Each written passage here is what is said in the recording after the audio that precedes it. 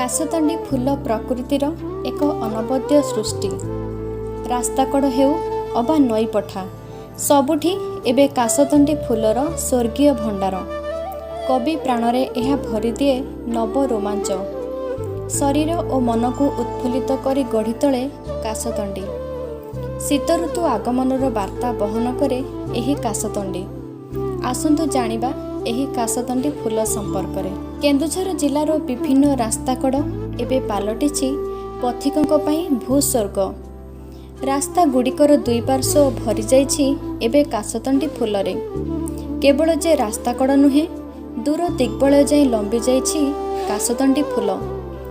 कासतंडी फूलर सौंदर्य कवि प्राणरे भरी देउछि नूतन रोमांच। पवनरे दोहलुथिबा कासतंडी फूलर सौंदर्य अभिभूत होई उठुछि पथिक।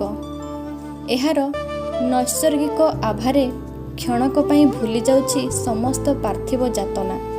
भल फसलर वार्ता बहन करे एही कासतंडी। केवल जे रास्ताकड़ नुहे केन्दुझर जिलार विभिन्न नदी पठा एबे भरी जाइछि कासतंडी फूलर अपरूप सौंदर्य।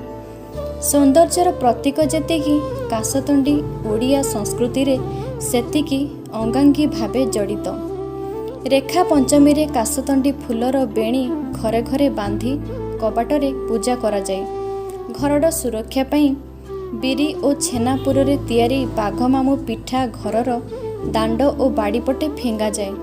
शीत दिन आगमनर वार्ता देई झड़ी जाए एही कासतंडी। तेबे प्रकृतिर विस्मय एही तुषार धवल कासतंडी। रोमांचकर कासतंडी धरा पृष्ठरे निज सौंदर्यर सुधा विकिरण करिथाए।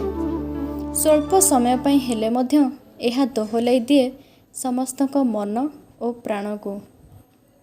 Bureau news Savitri TV Odia.